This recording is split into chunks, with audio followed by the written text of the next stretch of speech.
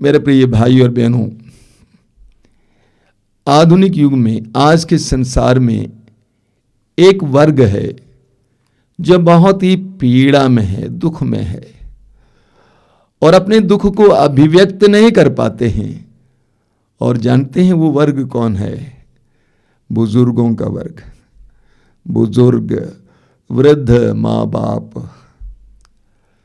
आधुनिक युग में, आज के संसार में वे बहुत दुखी हैं, बहुत पीड़ित हैं, अक्सर तिरस्कृत हैं, लेकिन अपने आप को प्रकट नहीं कर पाते हैं। प्रभु ईश्वर ने हमें 10 नियम दिए हैं और 10 नियमों में चौथा नियम है माँ बाप का आदर करो। माँ बाप का आदर करो। इसकी कई व्याख्याएं हो सकती हैं। पहली व्याख्या है अपने माँ बाप का आदर करो। दूसरी व्याख्या है अपने उससे बड़ों का आदर करो।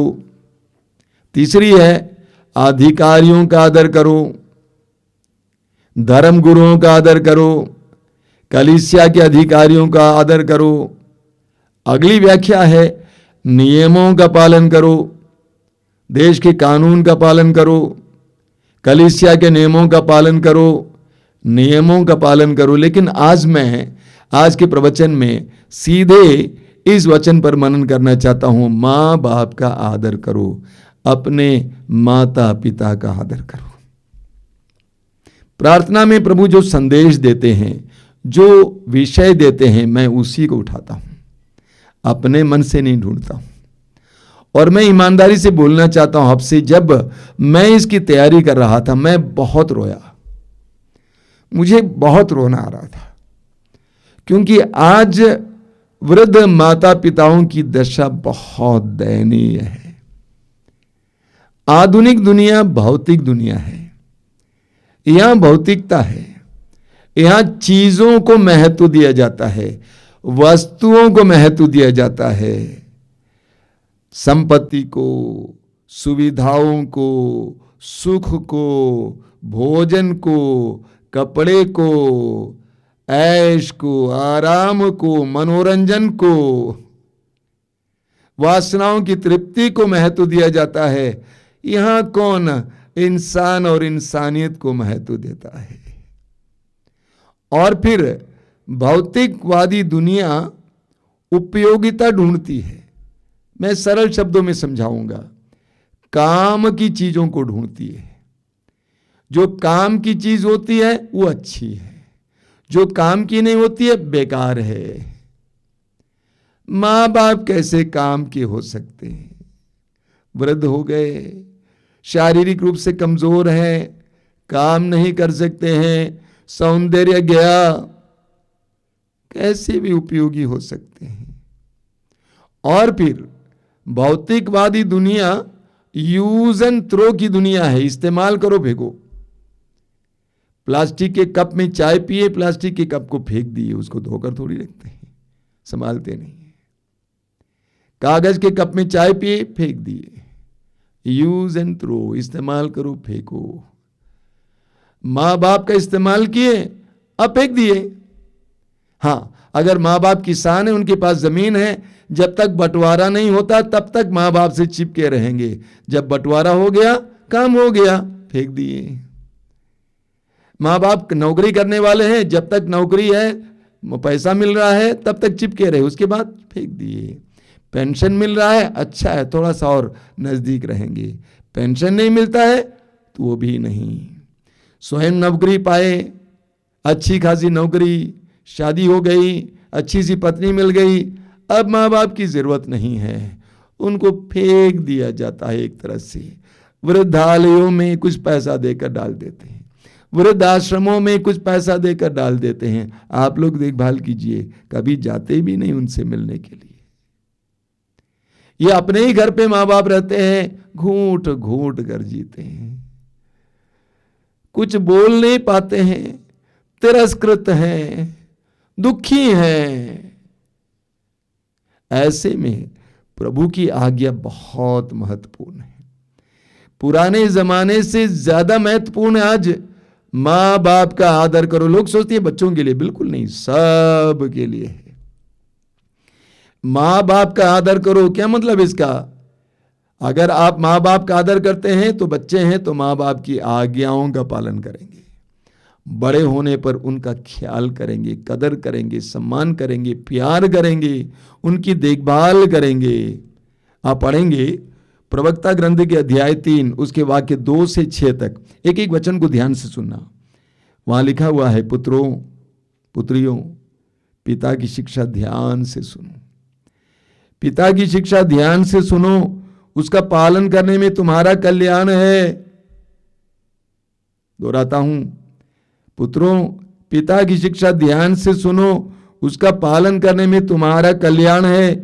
प्रभु का आदेश है कि संतान अपने पिता का आदर करे। ये प्रभु का आदेश है।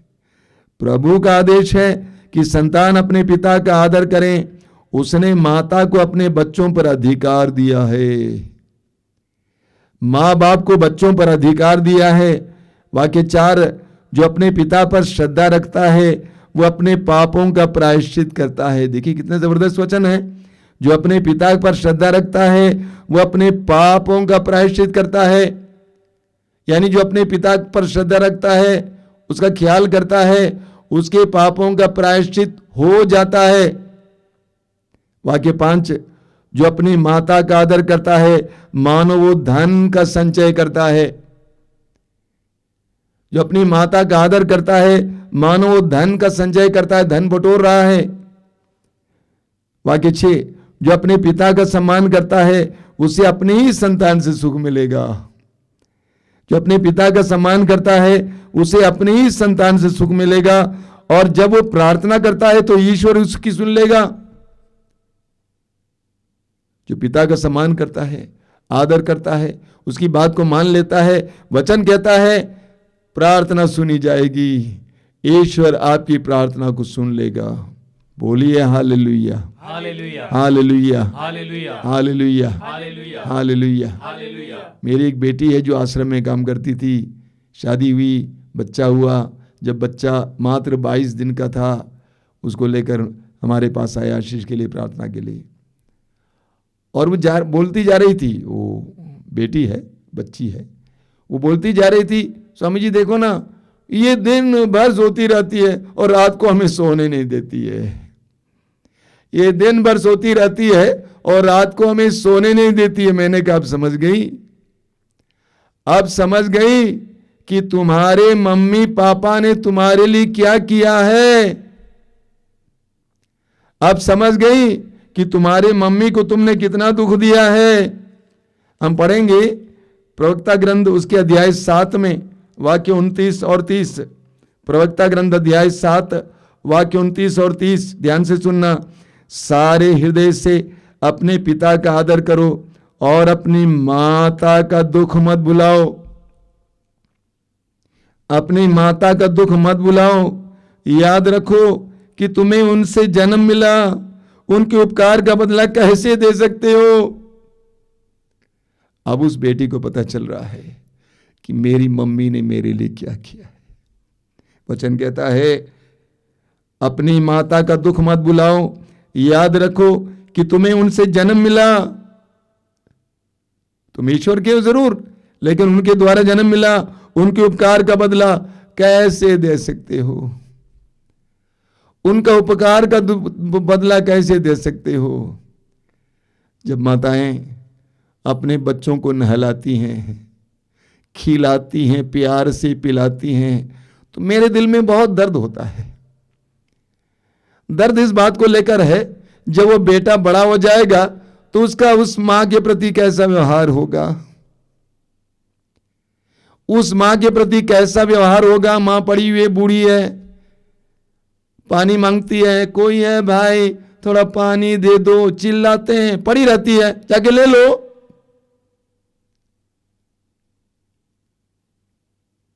भूल गए उसने तुम्हारे लिए कितना दुख झेला है। कितनी बार तुमने अपने बिस्तर को गीला किया, कितनी रातें वो सोई नहीं, तूने उसके नाइटी को गीला कर दिया, उसके साड़ी को गीला कर दिया, रात रात को जाग कर तुम्हें संभाला। भूल गए जब तुम स्कूल से दौड़ के आते थे शाम को, स्कूल छोड़ के मम्मी बोल के आते थे, वो कुछ पका के रखती थी, मेरा बेटा भूखा होगा, मेरी बेटी भूखी होगी, भूल गए। दहाड़ते हैं, चिल्लाते हैं, कब से कमाने लगे? सोचो तुम कब से कमाने लगे, सोचो तुम कब से अपनी कमाई खाने लगे। इतने साल तक मां बाप ने तुमको खिलाया पिलाया, अब वे बुजुर्ग हैं, पीड़ित हैं, पड़े हैं, सवाल करते हो। तौबीत का ग्रंथ, तौबीत के ग्रंथ में हम पढ़ते हैं, तौबीत अपने पुत्र तोबियास को समझाते हैं। तौबीत का ग्रंथ, तौबीत अपने पुत्र को समझाते हैं अपनी मां के प्रति कैसा व्यवहार होना चाहिए इसके बारे में। तौबीत का ग्रंथ अध्याय 4 उसके वाक्य 3 और 4, बेटा अपनी मां का आदर करोगे, उसे जीवन भर नहीं छोड़ोगे, अपनी मां का आदर करोगे, उसे जीवन भर नहीं छोड़ोगे, वही करते रहोगे जो उसे प्रिय हो और जो उसे कभी दुख ना दोगे। बेटा ये याद रखोगे कि उसे तुम्हारे जन्म से पहले तुम्हारे कारण कितने संकट झेलने पड़े। तौबीत अपने पुत्र तोबियास को समझाते हैं, अलग अलग विषयों पर समझाते हैं, मां के प्रति अपनी जिम्मेदारी के बारे में समझाते हैं। जिंदगी भर अपने साथ रखना, भूलना नहीं, भूलना नहीं। कई लड़कियां शादी होने के बाद सभी लोग आके मेरे पास बोलती हैं, स्वामी जी देखिए ना, मेरा पति मेरी बात नहीं मानते हैं, अपनी माँ की बात को ही मानते हैं। मैं बोलता हूँ बेटा तुम तो अभी मेहमान बन के पहुंची हो, वो उसकी माँ है, जिसने जन्म दिया, जिसने खिलाया पिलाया। तुम आज पहुंची हो घर पे, चाहती हो कि माँ को लात मारे, ये सरासर गलत है, अन्याय है बेटे, कभी ऐसा नहीं सोचना चाहिए। कुछ साल पहले एक जवान लड़की मेरे पास आई, मसीही हैं, विश्वासी हैं, रहने वाली तमिलनाडु की थी, लेकिन यहाँ पर एक संस्था में काम कर रही हैं, 4 साल से काम कर रही हैं। और उस संस्था में एक दूसरा लड़का भी था जो काम कर रहा था, अच्छा लड़का है, दोनों के बीच में दोस्ती हो गई, प्यार हो गया। वो लड़की आई और उसने कहा कि मैंने अपने मम्मी पापा से कहा कि मैं उस लड़के से शादी करना चाहती हूँ, लेकिन घर वाले मान नहीं रहे हैं। घर वाले बोल रहे हैं कि बेटा तू ये एकमात्र बेटी है, कैसे तू शादी करके वहाँ पे बस सकती हो, हम तुम्हारी शादी यहाँ पे कराना चाहते हैं और एक तमिल से कराना चाहते हैं। अच्छी बात है। तो सारी बातें बोलती जा रही थी। उसने कहा कि देखिए मैं उसको बहुत प्यार करती हूँ, वो भी मुझे बहुत प्यार करते हैं। मैंने कहा अच्छा अच्छा अच्छा। मैंने पूछा बेटा ये बताओ वो लड़का तुमसे कितने साल से प्यार कर रहा है? उसने कहा 4 साल से। मैंने कहा 4 साल तो काफी लंबी अवधि है। अब तो इसका जवाब दो, हमारे मम्मी पापा तुमको कितने साल से प्यार कर रहे हैं? तुम्हारे मम्मी पापा तुमको कितने साल से प्यार कर रहे हैं? उसने कहा 26 साल से। अब तुम समझ लो। अब मेरे सवाल का जवाब दो, इस लड़के ने तुम्हारे प्रति प्यार में कितना त्याग किया है और तुम्हारे मां बाप ने तुम्हारे प्रति प्यार में कितना त्याग किया है? उस लड़की की आंखें भर रही थी। मैंने कहा बेटा तुम जाओ प्रभु के सामने थोड़ी देर बैठना, उसके बाद सोच कर निर्णय लेना। वो लड़की गई अपने घर, माँ बाप की इच्छा के अनुसार वहाँ से एक अच्छे लड़के के साथ शादी की और अच्छी तरह जी रही है। बोलिए hallelujah, hallelujah, hallelujah, hallelujah, hallelujah, hallelujah. एफेसियों के पत्र के अध्याय 6, एफेसियों का पत्र अध्याय 6 उसके वाक्य 1 से मैं आपको पढ़ के सुनाना चाहता हूँ। बच्चों अपने माता पिता की आज्ञा मानो क्योंकि ये उचित है। अपने माता पिता का आदर करो, ये पहली ऐसी आज्ञा है जिसके साथ एक प्रतिज्ञा भी जुड़ी हुई है, जो इस प्रकार है जिससे तुम्हारा कल्याण हो और तुम बहुत दिनों तक पृथ्वी पर जीते रहो। पौलुस कहते हैं बच्चों अपने माता पिता की आज्ञा मानो क्योंकि ये उचित है। अपने माता पिता की आज्ञा मानो, क्योंकि ये उचित है। क्यों उचित है? क्योंकि आज तू बेटा है, बेटी है, कल तू भी मां बनेगी, बाप बनोगी। आज तू अपने मां बाप के आज्ञाओं का पालन करेगा तो तुम्हारे बच्चे भी तुम्हारी आज्ञाओं का पालन करेंगे। अगर आज तुम अपने मां बाप की आज्ञाओं का पालन नहीं करोगे तो कल तुम्हारे बच्चे तुम्हारी आज्ञाओं का पालन नहीं करेंगे। याद रखना, आपके बच्चे आपको देख रहे हैं, आपके बच्चे आपको देख रहे हैं, आपकी पत्नी को देख रहे हैं कि मम्मी पापा दादा दादी की सेवा कितना करते हैं। लूकास अध्याय 6 वाक्य 38, प्रभु यीशु कहते हैं, जिस नाप से तुम दोगे उसी नाप से तुम्हारे लिए नापा जाएगा। आपके बच्चे देख रहे हैं कि मम्मी पापा दादा दादी की सेवा कितना करते हैं। ख्याल करना, उतना ही आपकी सेवा होगी। अगर मम्मी पापा के अगर माँ बाप के प्रति आप अच्छे नहीं हैं, आपके बच्चे भी आपके प्रति अच्छे नहीं होंगे। इसीलिए संत पौलुस कहते हैं ये उचित है कि बच्चे माँ बाप का आदर करें। आगे लिखा हुआ है, अपने माता पिता का आदर करो, ये पहली आज्ञा है जिसके साथ एक प्रतिज्ञा भी जुड़ी हुई है। क्या प्रतिज्ञा है? जो इस प्रकार है, जिससे तुम्हारा कल्याण हो और तुम बहुत दिनों तक पृथ्वी पर जीते रहो। जो मां बाप का आदर करते हैं, देखिए प्रभु ने 10 नियम दिया। इन 10 नियमों में पौलुस बताते हैं एक ऐसा नियम है जिसके साथ एक प्रतिज्ञा भी जुड़ी हुई है, और वो नियम यह है, मां बाप का आदर करो। और क्या प्रतिज्ञा है? जिससे तुम्हारा कल्याण हो और तुम अधिक समय तक जीते रहोगे। तुम्हें लंबी उम्र मिलेगी और तुम सुख का जीवन जियोगे जब तुम अपने माता पिता का आदर करोगे। आप पढ़ेंगे प्रवक्ता ग्रंथ अध्याय 3 वाक्य 7 और 11, बहुत जबरदस्त वचन है। जो अपने पिता का आदर करता है वो दीर्घायु होगा। जो पिता का आदर करता है वो दीर्घायु होगा, और जो अपनी माता को सुख देता है वह प्रभु का आज्ञाकारी है। एक बार और सुन लीजिए वचन 7, जो अपने पिता का आदर करता है वो दीर्घायु होगा, प्रभु उसको लंबी उम्र देगा। और जो अपनी माता को सुख देता है वह प्रभु का आज्ञाकारी है। जो मां को सुख देता है वो प्रभु का आज्ञाकारी है। वाक्य 11 को सुनिए ध्यान से, वहां लिखा हुआ है, पिता का आशीर्वाद उसके पुत्रों का घर सुदृढ़ बनाता है। पिता का आशीर्वाद उसके पुत्रों का घर सुदृढ़ बनाता है, उसका जीवन सुदृढ़ बनाता है। आप उत्पत्ति ग्रंथ में पढ़ेंगे इब्राहिम के बारे में। इब्राहिम का बेटा था इसहाक। इसहाक के 2 बेटे थे, एसाव और याकूब। उत्पत्ति ग्रंथ में आप पढ़ेंगे कैसे एसाव और याकूब दोनों अपने पिता के आशीर्वाद के लिए लड़ते थे। एसाव पहला बेटा था, इसलिए उसको मिलना ही था आशीर्वाद, लेकिन याकूब ने धोखा देकर पिता से आशीर्वाद छीन लिया। क्यों वे दोनों अपने पिता के आशीर्वाद के लिए लड़ते थे? क्योंकि उनको मालूम था कि पिता का आशीर्वाद ईश्वर का आशीर्वाद है। पिता का आशीर्वाद ईश्वर का आशीर्वाद है। कई लोगों के जीवन में तरक्की नहीं है, कई लोग अपने जीवन में परेशान हैं, मेहनत करते हैं, मेहनत के अनुसार उनको प्रतिफल नहीं मिलता है। ध्यान से ढूंढ लीजिए आपका आपके मां बाप के प्रति व्यवहार कैसा है। वचन सच्चा है, लिखा हुआ है पिता का आशीर्वाद उसके पुत्रों का घर सुदृढ़ बनाता। आगे क्या लिखा हुआ है? किंतु माता का अभिशाप उसकी नींव उखाड़ देता है।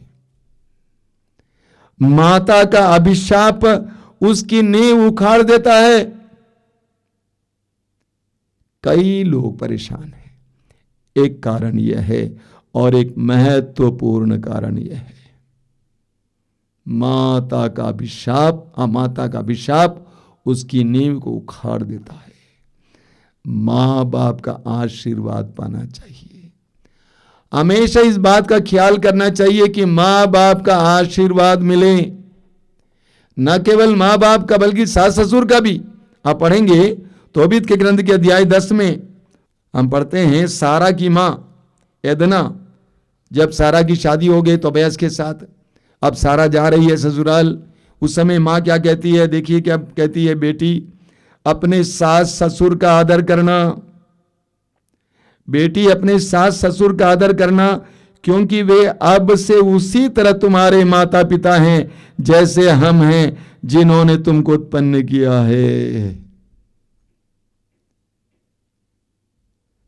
यदना क्या कहती है अपनी बेटी से, बेटी अपने सास ससुर का आदर करना, क्योंकि वे अब से उसी तरह तुम्हारे माता पिता हैं जैसे हम हैं जिन्होंने तुमको उत्पन्न किया है।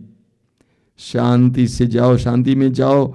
मैं तुम्हारे विषय में जीवन भर अच्छी बातें सुनना चाहती हूं। एक मां अपनी बेटी को समझाती है, लेकिन दुर्भाग्य की बात है आजकल माताएं बेटियों को उल्टा समझाती हैं, सास ससुर के प्रति गलत व्यवहार करने को समझाती हैं। वे अपने बच्ची की, अपनी बेटी की जिंदगी के साथ खिलवाड़ कर रहे हैं। वचन के विरुद्ध जो जीवन होगा वह विनाश की ओर ले जाएगा। जो मां बाप अपनी बेटी को उकसाती है सास ससुर के विरुद्ध, ससुराल के विरुद्ध, वे अपनी बेटी के साथ खिलवाड़ कर रहे हैं, उसकी जिंदगी के साथ खिलवाड़ कर रहे हैं। उसकी जिंदगी कभी सुखमय नहीं हो सकती है। देखिए आपने रूत के ग्रंथ में पढ़ा है, बहुत जबरदस्त उदाहरण है रूत का उदाहरण। हम पढ़ते हैं नओमी के पति और 2 बेटे वे मिलकर बेतलहम से बाहर चले गए और वहाँ पर रह रहे थे और मोआब के मैदान में रह रहे थे, एक दूसरे देश में, परदेश में। नओमी का पति मर जाता है। उनके दोनों बेटे उस जगह के, उस देश की 2 लड़कियों के साथ विवाह करते हैं। दुर्भाग्य से वो बेटा भी मर जाता है। वे दोनों बहुएं नओमी के साथ हैं। नओमी वहां छोड़कर अपने देश जाने को तय करती है और नओमी ने दोनों बहुओं को बुलाकर कहा कि बेटा तुम लोग अपने अपने घर चले जाओ, मैं क्या करूंगी तुमको लेके, तुम अपने पिता के घर चले जाओ, मैके चले जाओ।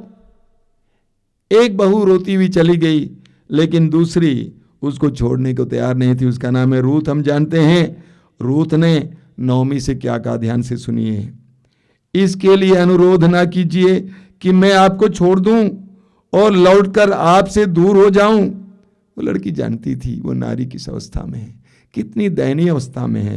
वो कहती है कि मैं आपको छोड़ के नहीं जा सकती हूं, आप जहां जाएंगी वहां मैं भी जाऊंगी, आप जहां रहेंगी वहां मैं भी रहूंगी, आपकी जाति मेरी भी जाति और आपका ईश्वर मेरा भी ईश्वर होगा। जहां आप मरेंगी वहां मैं भी मरूंगी और दफनाई जाऊंगी। तो एदना ने अपनी बेटी को यह समझाया, तुम्हारी सास तुम्हारी मां है जैसे मैं जिसने तुमको उत्पन्न किया, और तुम्हारे ससुर तुम्हारे पिता हैं जिस तरह हमने तुम्हें उत्पन्न किया है। मेरी मां मर चुकी है कई वर्ष पहले। मरने से पहले 5 साल अपने बिस्तर पर पड़ी रही। 5 साल सारा काम वहीं होता था, उठ के चल नहीं सकती थी। लेकिन मेरे सबसे छोटे भाई की पत्नी, मेरी बहू नर्स थी, काम छोड़कर मां की सेवा में लग गई। आम आदमी है, पैसे वाले नहीं है, साधारण लोग हैं, ठीक है लेकिन साधारण है। आप विश्वास नहीं करेंगे, उसके 2 छोटे छोटे बच्चे भी थे। 5 साल मेरी मां बिस्तर पर पड़ी रही, लेकिन उसको गाड़ने से पहले लोगों ने देखा उसके पीठ पर एक फुंसी तक नहीं दिखाई दी। एक नन्हे बच्चे की तरह मेरी वो बहू उसको धुलाती थी, पाउडर लगवाती थी, एक फुंसी तक आने नहीं दिया। बेडसोर की बात दूर, एक फुंसी तक आने नहीं दिया। वो लड़की मानती थी मैं मम्मी की सेवा करूंगी तो मुझे आशीष मिलेगी। जब मेरी मां का दफन का दिन आया, दफन के दिन पल्ली पुरोहित ने मेरी मां की बारे में कुछ नहीं कहा, लेकिन बहू के बारे में कहा कि ऐसी बहू को मैंने पहली बार देखा है जिसने अपनी मां को, अपनी सास को अपनी मां से भी ज्यादा प्यार दिखाया। आशीर्वाद प्राप्त होगा। भाई और बहनों, आशीर्वाद प्राप्त होगा। आप पढ़ेंगे फिर प्रवक्ता ग्रंथ के अध्याय 3 में, प्रवक्ता ग्रंथ अध्याय 3, फिर हम लोग वापस जाएंगे अध्याय 3 उसके वाक्य 14 और 15 में वचन कहता है, पुत्र अपने बूढ़े पिता की सेवा करो, जब तक वो जीता रहता है उसे उदास मत करो। अपने बूढ़े पिता की सेवा करो, जब तक वो जीता रहता है उसे उदास मत करो। यदि उसका मन दुर्बल हो जाए तो उससे सहानुभूति दिखाओ। उसका मन दुर्बल हो गया, शराबी हो गया, गाली देता है, भागता फिरता है, उसके प्रति सहानुभूति रखो। अपने स्वास्थ्य की उमंग में उसका अनादर मत करो। अपने स्वास्थ्य की उमंग में उसका अनादर मत करो, क्योंकि पिता की सेवा शुश्रूषा नहीं भुलाई जाएगी। क्योंकि पिता की सेवा शुश्रूषा नहीं भुलाई जाएगी। वाक्य 18 में लिखा है, जो अपने पिता का त्याग करता वह ईश निंदक के बराबर है। जो अपने पिता का त्याग करता वो ईश निंदक के बराबर है। जो अपनी माता को दुख देता है वह ईश्वर द्वारा अभिशप्त है। बाप रे, कितनी जबरदस्त बात है। वचन कहता है, जो अपने पिता का त्याग करता वो ईश निंदक के बराबर है, और जो अपनी माता को दुख देता है वह ईश्वर के द्वारा अभिशप्त है। मैं लोगों से बोला करता हूं, अपने माँ बाप की आंखों से आपके कारण एक बूंद आंसू नहीं आने देगा। आपके माँ बाप की आंखों से आपके कारण एक बूंद आंसू नहीं आने देना। वो आपके लिए अच्छा नहीं है। वो आपके लिए बिल्कुल अच्छा नहीं है।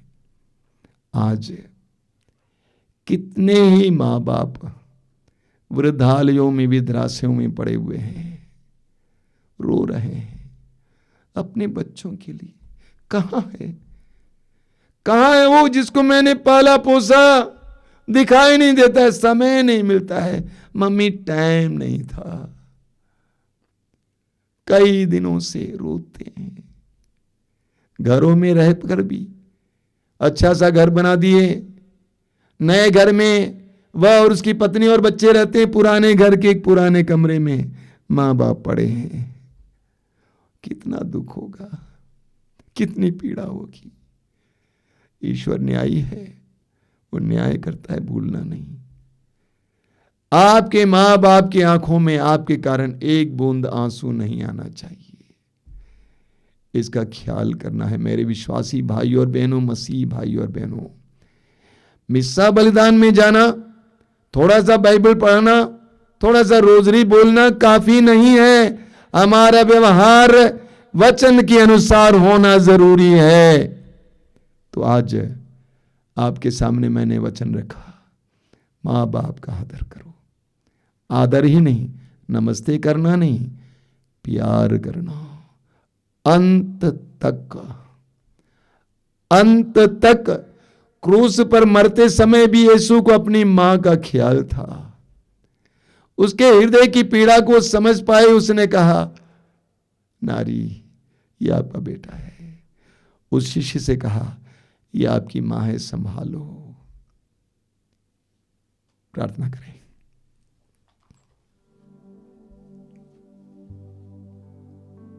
प्रभु यीशु,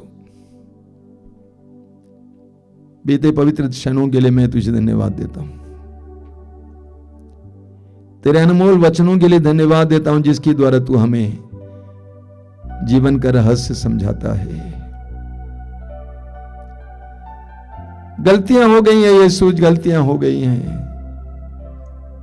हमने तेरे वचन को नहीं सुना, पढ़ा नहीं, हमें नहीं मालूम था, गलतियां की हैं। हमें सुधारने की कृपा दीजिए। अपने मां बाप के प्रति जो आभार है कैसे व्यक्त कर सकते हैं, कोई अंदाज नहीं। कितने साल तक उन्होंने हमें संभाला है, उनके खून पसीने का फल खाया है। हमने अपनी मां के खून को उस दूध के रूप में पिया है। 2-3 साल तक, कितने साल तक उन्होंने हमें कमा कर खिलाया है। उन्होंने हमसे कोई सवाल नहीं किया, क्यों बैठ के खाते हो? प्रभु हमें सच्चाई का एहसास कराइए, अपने माता पिताओं के प्रति अपने आभार को पूरी तरह से पूरा करने की कृपा दीजिए। पति पत्नी एक साथ मिलकर अपने मां बाप की सेवा करने की कृपा देना। प्रभु यीशु, मेरे भाई बहन जो इस समय वचन सुन रहे हैं, तेरे पवित्र वचनों के द्वारा उनके हृदयों को काटिए, उनके हृदयों को स्पर्श कीजिए, अपने बुजुर्ग माता पिताओं का ख्याल करने, उनकी ओर जाने, उनको प्यार देने, मरने तक साथ देने के लिए कृपा दीजिए, सुकृपा दीजिए, कृपा दीजिए, कृपा दीजिए।